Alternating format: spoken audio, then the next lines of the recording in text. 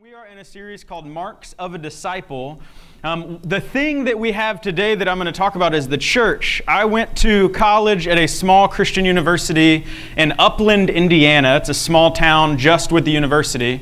And when I was on my fifth year, I was late maturing, like I talked about 19-year-old seniors. It was my fifth year of college, and I had buddies who graduated in a rapid 4 years, and they were already in California. And he called me and he goes, "Hey, we have extra room," that wasn't true, "and lots of jobs," and that was true. And he goes, "You should move to California." And I go, "Sure, that sounds fun." I email and call my dad, and he says, "Don't tell your mom, but if you don't do it now, you'll never do it later. I can help you with plane tickets, whatever. I was, at that time, being discipled, mentored by the former president of the university. His name was Jay Kessler. He was an awesome dude, did Young Life for years, just a great personality. And I go, "Yeah, I'm thinking about moving to California. I have some good quality friends out there." And he said this to me. He says, "It would be the best thing for you or possibly the worst." And he said, because I was from Alabama, he said, in the South and in the Midwest, it's very, very easy to be a believer. Everybody expects you to. If I go get my hair cut, I say, "Hey, where do y'all go to church?" And they'll tell me, everyone goes to church. Everyone has this assumption that you're a Christian for the most part, and it's changing. And even in Charlotte, it's still true, but then on the suburbs, it's more true. And he said, so it could be the worst thing, because if you don't want to be a Christian, and if you've been to California for any amount of time, or you read it on the news, they don't want you to be a Christian. And so he said, but it could be the best thing, because if you really want to be one, you have to figure it out. You can't just keep assuming that everybody else is going to go with you. And so when we were there, this notion that we're going to talk today about the church came up. And I don't mean to discredit growing up in the South or the Midwest. I know a lot of us did. And I don't know what it was. Maybe it was my church. My dad was the pastor, and I know he's a great man of God. Or just my understanding. I don't know if it's like the South culture or my mind as a youth. But I equated being a believer as doing certain things and not doing other things, the chief of which I was doing was attending church on Sunday and Wednesday. And somewhere along the line, I equated those two things. I go to church on Sunday and Wednesday, I'm a Christian. I'm a Christian, I go to church on Sunday. I go to church on Sunday, I'm a Christian, I go to church on Wednesday. And they all became the same thing, and I viewed church, we're going to church as a building, which when you read the New Testament, not one time did they talk about church as a building. And then it was this idea when I was in California and got called into planting, our pastor at the time, Andrew Shea, he said to me, maybe God is calling you to take the things you've learned here somewhere else. And at that time, I didn't like that idea. I wanted to stay in Orange County for all of the reasons you can assume. And I go, okay. And this was one of the things that I go, out here, I feel like I've learned what it means a little bit more, but a lot more. Like I still have a lot to learn, but I've changed so much from this attendance on Sunday and maybe a tithe if it was a great message or something like that. And so that's the thing that when we talked about what would we want people here, what is my passion for you? If you call Rock Harbor your home, or you go to church anywhere, that you would stop attending church and start being church. Does that make sense? And that's the task I want to do today is kind of frame a little bit of an argument, but then we want to talk about it a lot because I imagine from the whole range of the first foot you step towards Jesus to your last step before you die, there is a whole spectrum of people here this morning, and we want to make room for all of that. Maybe you've never thought about serving, and you're like, where would I serve? What gifts do I have?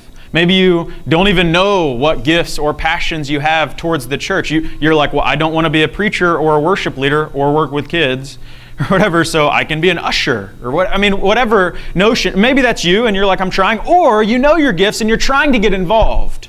Or you're at the end and you know your gifts, you've been discipled, you want to disciple other people. And in that case, we want to help. Our responsibility as the church is to work with each of you where you are. We also want to make sure that we point out that the foundation of this little picture is the gospel. Over and over again, what we do with diversity is primarily impacted by the gospel. It breaks down the dividing wall of hostility, as the writer says in Ephesians. And then with this idea of church, Jesus commissions the church in a really powerful way. And so we say, Jesus, we're following you. You've changed our lives. And this is the description of the gospel this week. Not Jenga. I'm just moving it out of the way. Whoever put that there is messed up. Just kidding, I put it there. That'd be a mean trick. Putting a Jenga thing, because then I could knock it down and it'd be really distracting. Maybe I will. The gospel is summarized in 3 words.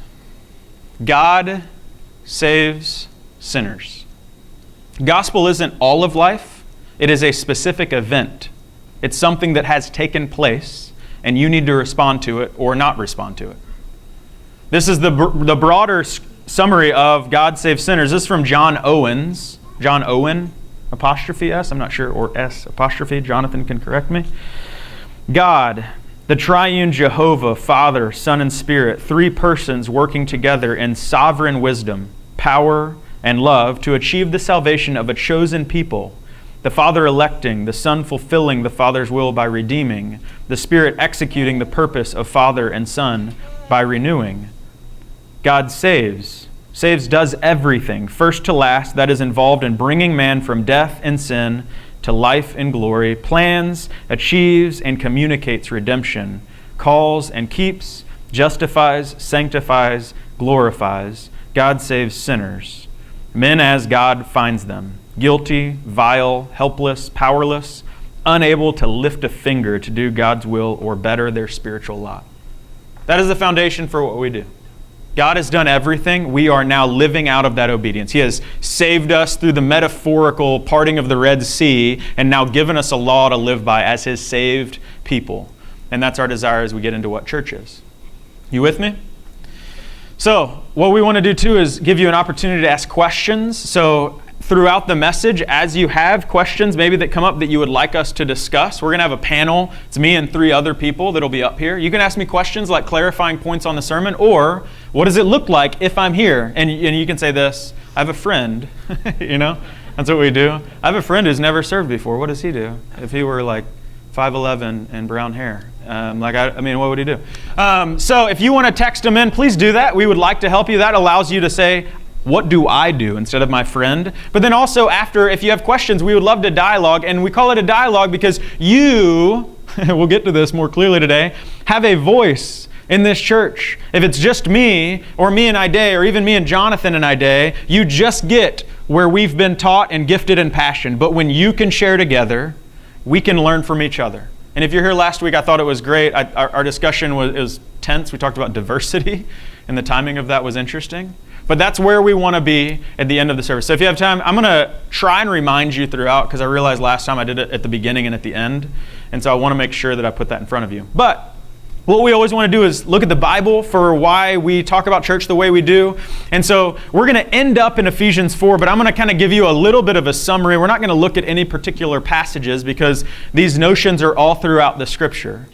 But if you're part of the church, understand that the primary Old Testament view of the people of God when they would gather, if you remember, is that they had to offer sacrifices. That was the number one thing. So they had to get together to bring their sacrifices to the priest so they could do it. They would then hopefully hear from the priest who had been able to talk to God. Think about Moses going up on Mount Sinai and getting the 10 Commandments. In that passage, if you read it in the Old Testament, they say, don't get anywhere near the mountain.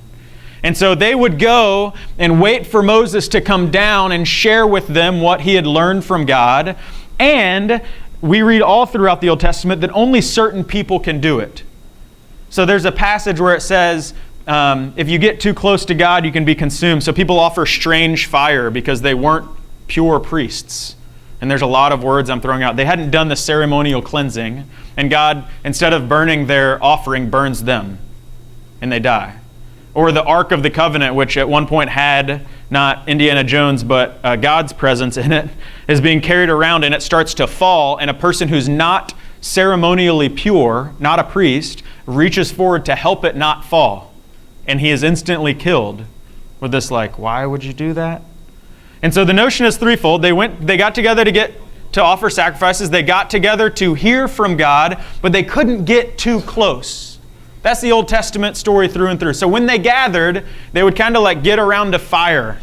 But how close you could get was depending on if you were a priest or not or how pure you were.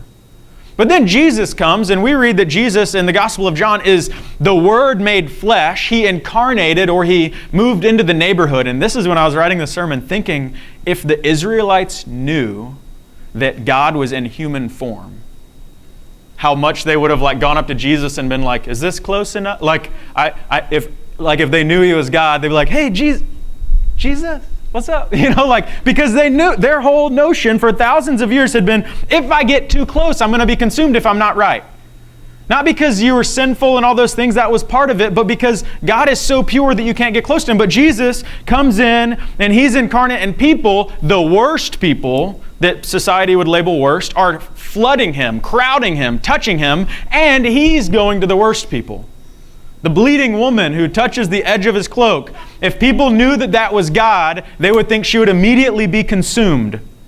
But she's healed in this miraculous turn. Right? So we have Old Testament. We get together around God's presence. It's at a particular location. Now Jesus comes and he's at a particular location, but people can smother him. And then if you look at Matthew 28 or Acts 1 and 2, Jesus commissions his people. Matthew 28, we know it's called the Great Commission. He says, go and make disciples of all nations, teaching them, baptizing them, training them up. Acts 1 is Jesus when he encounters the disciples after he's resurrected in the upper room, and he says, wait for the Spirit, and then I'm going to send you out. Does anybody know the word he invites them to do? Send you out to do what? To testify, which means tell about the gospel, tell about what I've done. And so if we look at these two things, it seems like the shift is Old Testament. Make sure you follow me. Come close enough to God to worship, but don't get too close or you're burned. The New Testament is go out. And in your going out, you minister the very Spirit of God. Again, if they were shocked by God being in Jesus, I always wonder when I get to heaven if I can talk to Abraham and him be like, you had God's presence inside of you? Moses, like, the thing that I hid behind the cleft of a rock so that it could pass by, so that I wouldn't be consumed, it was in, what did that feel like? And I think for many of us, we're like, meh. Sometimes really cool.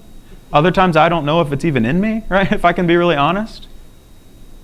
But so that's the notion. But if I were to say of these two, go out, you're fully filled with the Spirit of God to do the same things Jesus did, make disciples, preach, baptize, testify, or come gather around the priests that got close enough to God and don't get too close and hear what they had to say. What does our church today look most like? What is our expectation of church today? I believe it's mostly this, right? I'm the minister, I'm the pastor, as you insistently have to call me. That's a Southern thing, by the way. My name's Thaddeus. You call me whatever you want, unless it's a bad word, and then we don't use bad words, do we? No. It's okay if you say it once. But then if you say it like 5 times, that's when you can't do it. That's our rule. But so that's our challenge, is how do we get, if we're a people that live after Jesus and Pentecost and the Spirit, how do we get to be the people that confidently go out knowing that we've been done? And this is my question. If you, and this is where I want you to respond a little bit.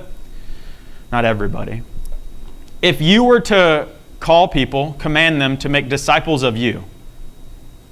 So hey, 10 or so, let's say 12, 11, because one left.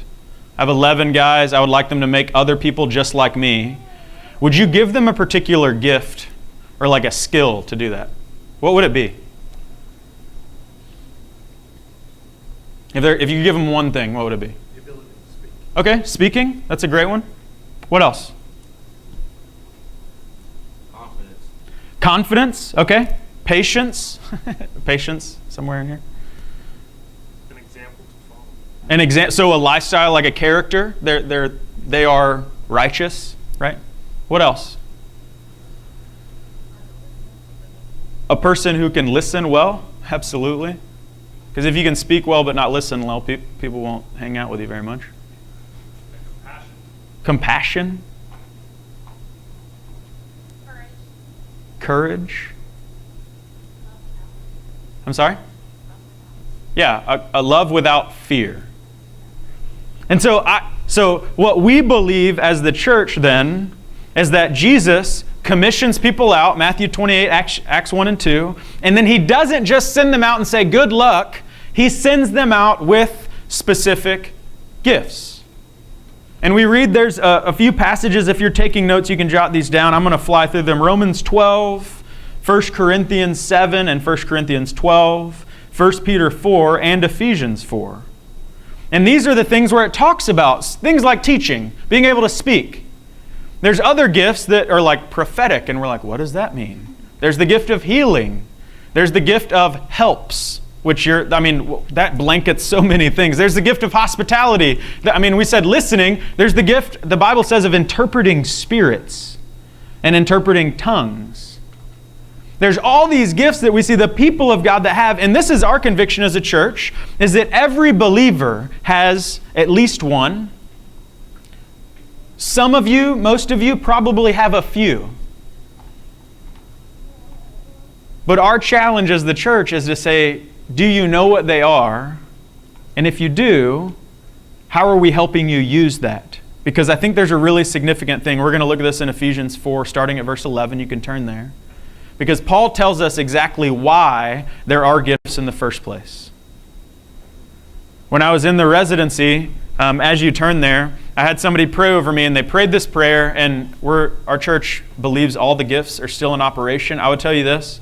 If you ever see the gifts being used in a bad way, the more miraculous, like healing and prophetic words or tongues and stuff like that, we always say all gifts should point towards Jesus, not ourselves. And so if you ever have been around it and you feel like it's not good, you're supposed to test the spirits. That's what the Bible says. But we say anytime there's a word, we say, does that make me want to worship Jesus more, or praise Jesus, or thank Jesus, or serve Jesus? So people were sharing with me, and they prayed over me, and a person said to me, she said, I have a picture of like a table full of cups. In the front three, there's like a light on them, and they've been used a lot.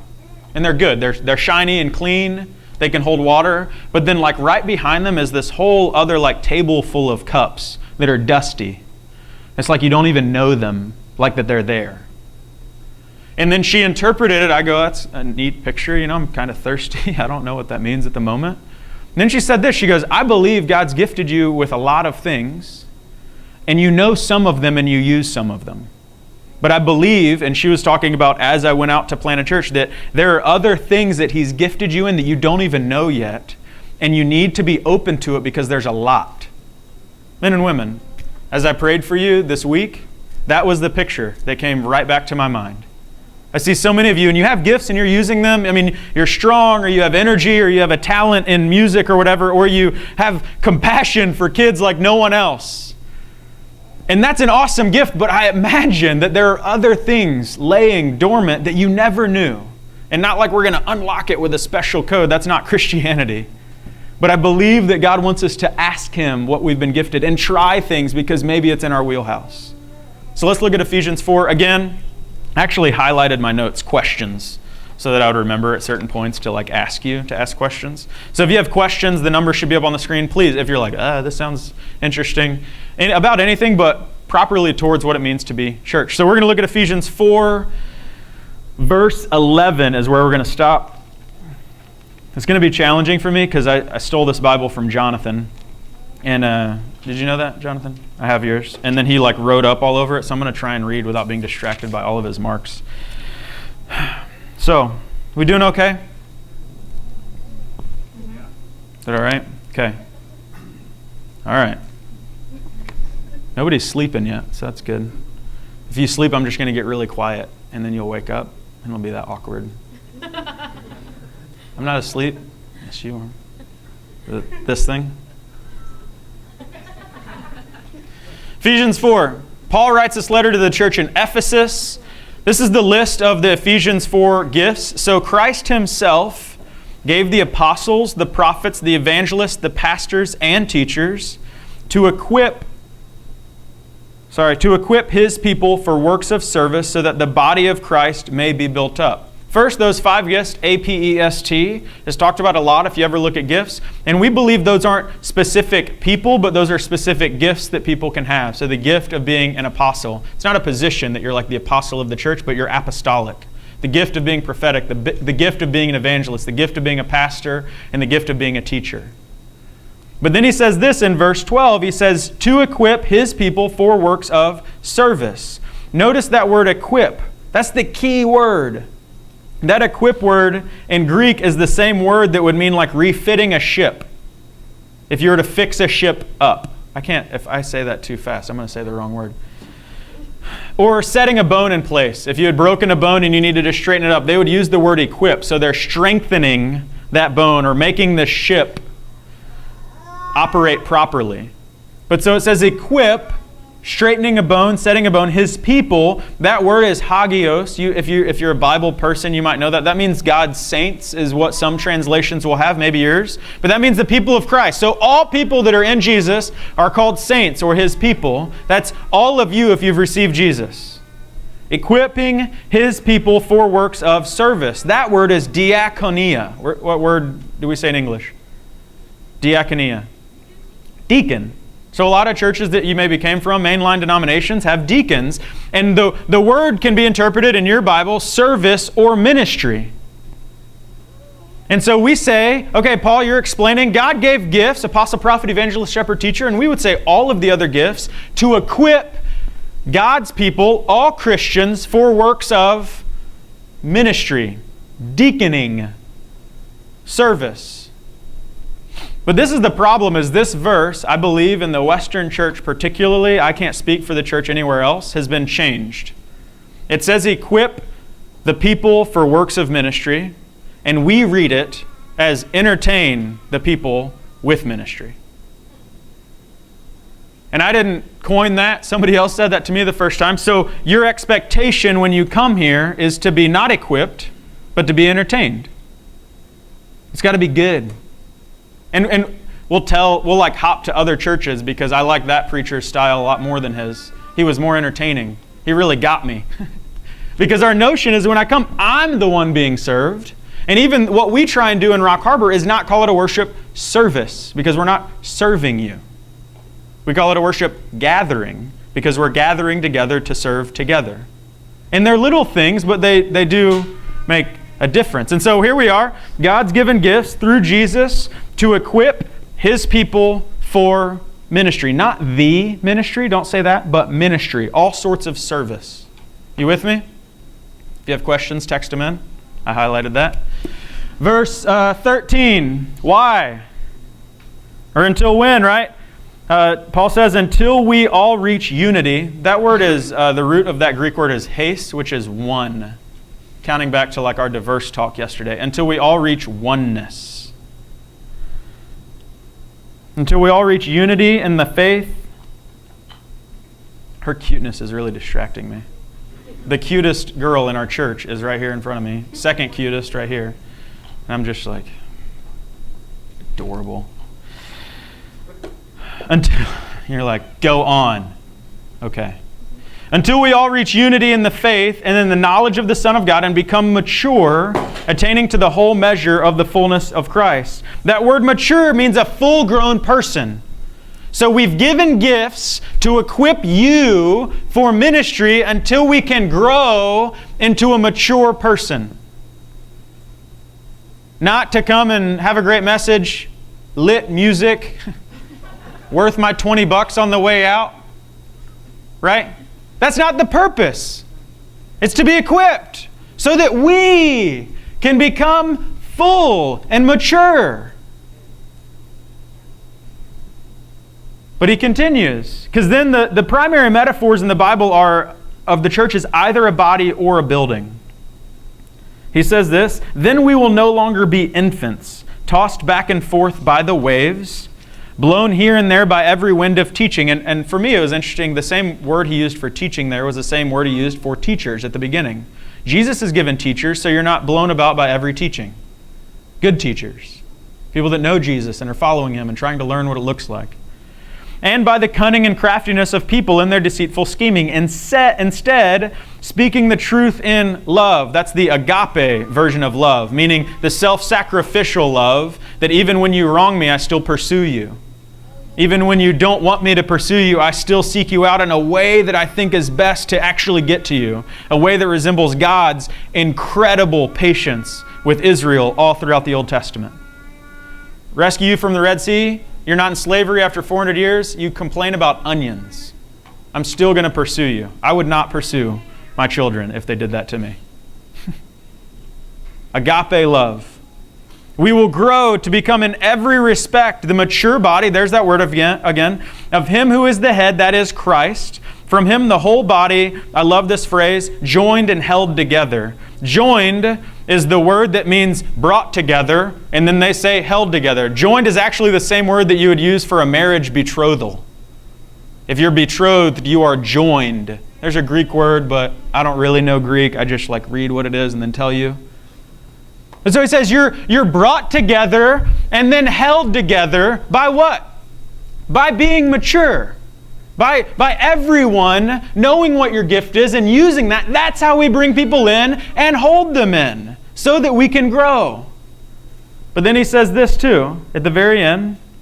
By every supporting ligament grows and builds itself up in love as each part does its work.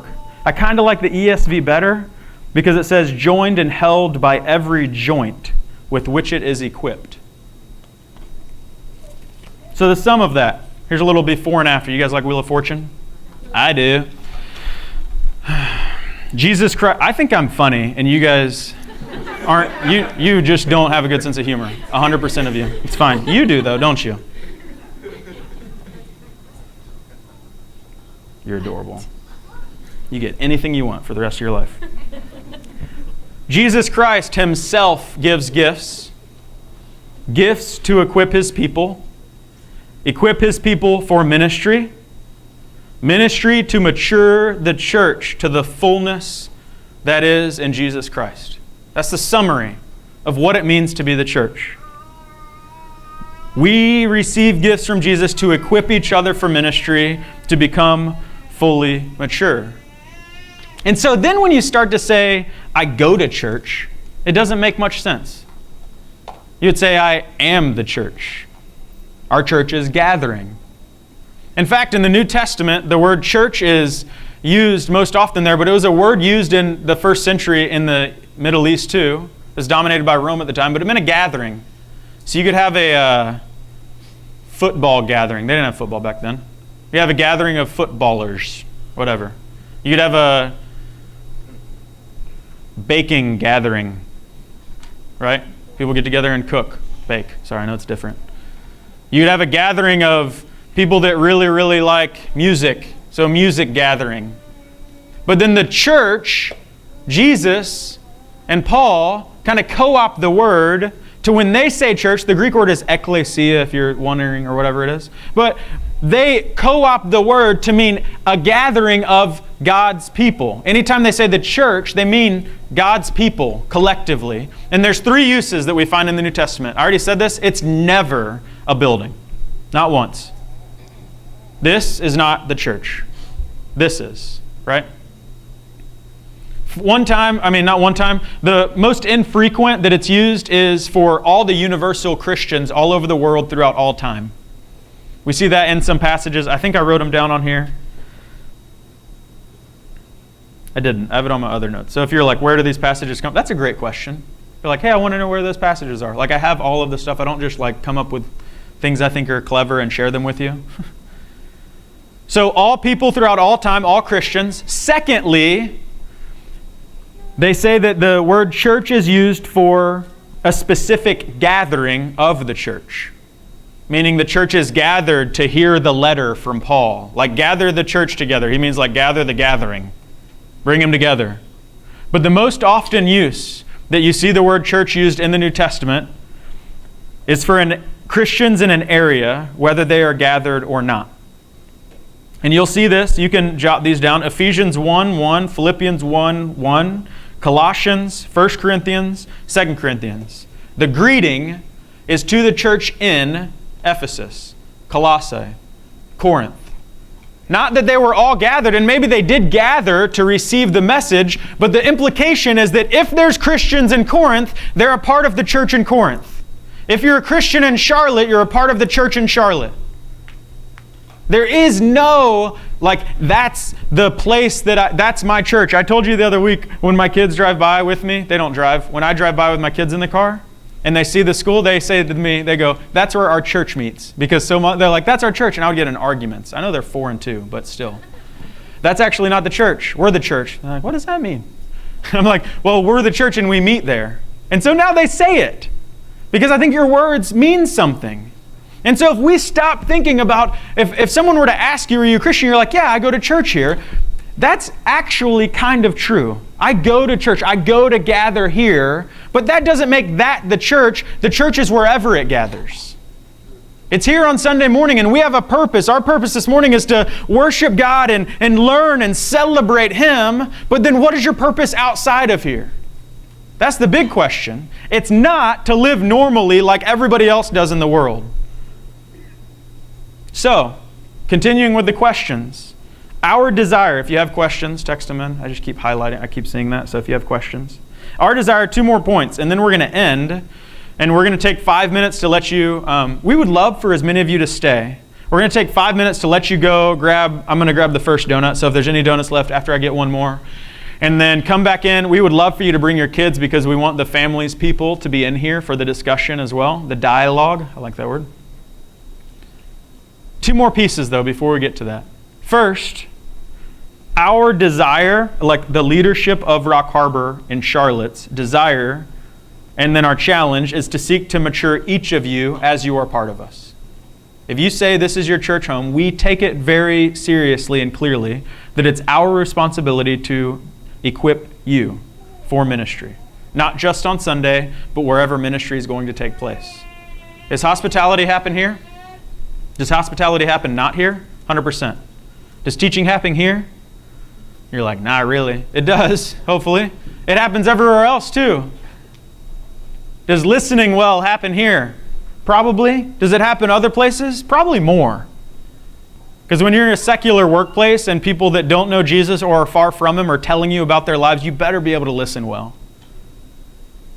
So that's our responsibility. And know that just recently, I took a couple days away at the beginning of this week, and I was praying about this church, and like my prayer was this: God, what have you called me to do, and am I doing what you've called me to do well? And at one point, I just thought to write down everybody in this church who is leading in some capacity, including the spouse. Because if you've ever been in any type of leadership in the church, you know it involves your spouse too.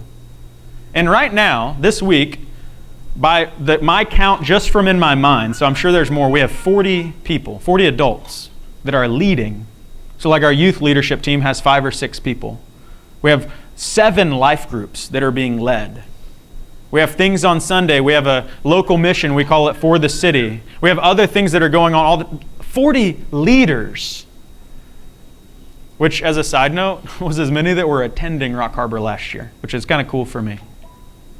But this is as soon as I wrote the list of 40, I was like, gosh, this is so cool. And then I was immediately brought to the point where I am not equipped, nor do I believe God calls me, solely me, to be the one who's responsible for developing and equipping all 40 of those people, much less the rest of you. Many of you serve, but you're not leading. Many of you attend. And so I brought this to our team and I go, if we're going to actually do what we think the church says that we're supposed to do, what Jesus calls us into, then I can't do it. We need to figure out how to do it differently. We need to shift things up. And I just need to tell you, our leadership team was like, absolutely.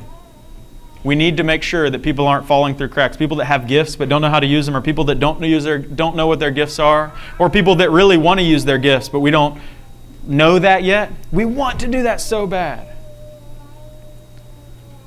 Secondly, and lastly, but then we'll have a discussion, is there's 2 major metaphors used for the church in the Bible in the New Testament. It's a building, kind of like this Jenga tower, and it's the body. Paul talks about the body in Ephesians, and just imagine, if you can for a moment, if you have a baby, like Rosie, she's 2.5, if as she grows, her arm stays the same size. Like when she's 18, she won't be able to do things that most other 18-year-olds will with her arms. If her foot, one of them, stays the same size, she has the cutest feet right now. If as she gets bigger, she has this larger foot and then a small, she just won't be able to be fully healthy. Or imagine an ear, or something like more problematic. I looked this up earlier, the vestibule. Do you guys know what the vestibule does? We have nurses in here, so I know what it is. The vestibule is the vestibular system is the thing that helps you balance when you walk. Imagine if you have the vestibular system of a 6-month-old and you're like 20. 6-month-olds can't walk. They do not have good balance. And so this is the notion of the church is as you grow, he says at first you won't be like kids. You'll be mature. But this is the other thing. Men and women, by yourself, you're not the church. By yourself, you're a brick, right? By yourself, you're the vestibular system, which without a body is weird. Sort of, right? So know that individually, it's not like all about you. It's about you serving the body, because guess what? If there's pieces, I played this game with some people. I don't want to call them out, but I was really good at it. It's going to be really embarrassing if I failed. So what happens when you play Jenga and you take these tiles out? You're supposed to put them on the top, but what happens with the quality of the structure? It starts to get bad. The foundation of the church, the head of the body is Jesus. He's down here.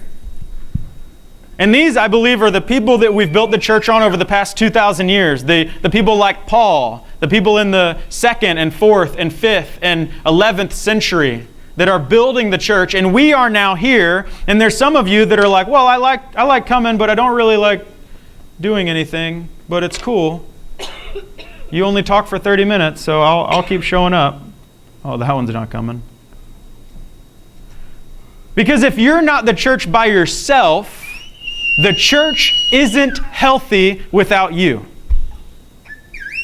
We are a body without the thing that keeps us balanced. We are a body with a very, very small foot, or no internal organs, or no mouth, or no eyes. And this is what I really think is happening. We look at like the society we live in and the church today, and we see churches that are much more representative of the Old Testament system of showing up, hoping to be, I'm going to get 2 at once. Look at that. Oh, that's cool. We are more like the church in the Old Testament that kind of gets close, we think, to God or the priest, and then we hope that we get a good message to kind of like get us pumped up or maybe equip us a little bit, but we don't ever ask the question, am I a piece of this? You are. And what am I supposed to be doing?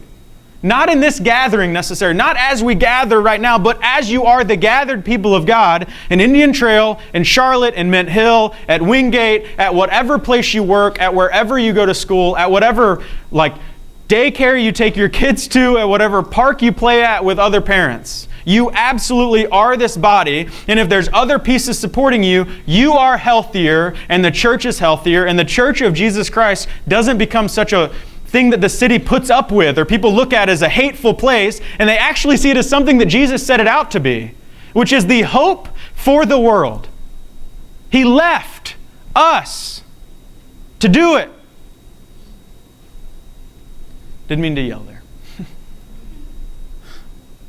But men and women, my prayer, my hope is that we would be the church. And let me tell you this too, we are learning. Like I said last week, I don't know the best way to pursue a fully diverse church and what that even looks like.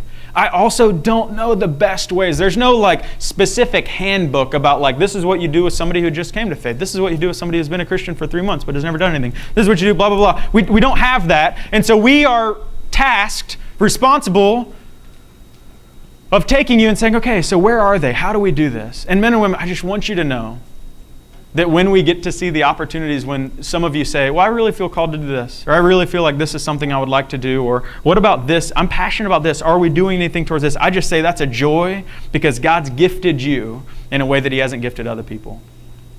For instance, when we started youth, people when we started Rock Harbor said, are we going to do a youth program? And I go, no. We had at the time, I think, 1 high schooler. And I go, it doesn't make sense to like do the if you build it, they will come model of church. And we didn't want to do things just to grow. We wanted to make sure that we were healthy and then people would naturally come. But then a few months ago, people started saying, hey, you guys want to do youth? And I go, well, we do, but we don't have enough people right now. I'm like, well, let me know if you ever do. And literally in 1 month, 8 people came up to me or emailed me or texted me and said, I'd really love to serve with youth. Do we have anything? And at the end of the month, I emailed all of them. I go, well, I guess we do now. And that was like 4 months ago. And I go, okay, let's start meeting. Let's figure out what we're going to do. and now we get to do things. And that is people that maybe weren't a part or somewhat involved, but then realize they fit in a certain spot and they have passions and gifts. Because if let's say I'm down here, I think that I'm like supposed to be helping you out. Our leadership team is here. We can't then, if you move the bottom and do every little piece, oh, we need someone on the parking team this week, right? Oh, I can't move that one, right? I'm not going to make this fall. But oh, we need this other person to do this. Then those responsibilities are gone, and these other things that are very significant to the church are then done by them. But if people that aren't a part of the church then step in and they go, well, actually, you go back down here, and I can serve up at the top. I didn't think about this before I did it, but you guys follow my metaphor? Okay, I'm going to end with this quote. Eugene Peterson, I think I quote him like every week, so if you don't like him, tough. He says that we are automatically the church when we receive Jesus. And he says the question is not them, am I going to be a part of the community of faith that is the church? The question is, how am I going to live in this community of faith? And then he says this, and if you don't like Peterson, I think this will make you like him a little bit more. Some run away from it. That is the church, the community of faith, and pretend that the family doesn't exist. Some move out and get an apartment on their own, from which they return to make occasional visits, nearly always showing up for the parties and bringing a gift to show that they really do hold the others in fond regard. Some would never dream of leaving, but cause others to dream it for them. For they are always criticizing what is served at the meals, quarreling with the way the housekeeping is done, and complaining that the others in the family are either ignoring or taking advantage of them. He then says this, and some, determined to find out what God has in mind by placing them in this community called church, learn how to function in it harmoniously and joyously, and develop the maturity, there's that word, that is able to share and exchange God's grace with those who might otherwise be viewed as nuisances. That's our invitation. We want you to take that step of, what does it look like for me to be a part of this, not just attend this?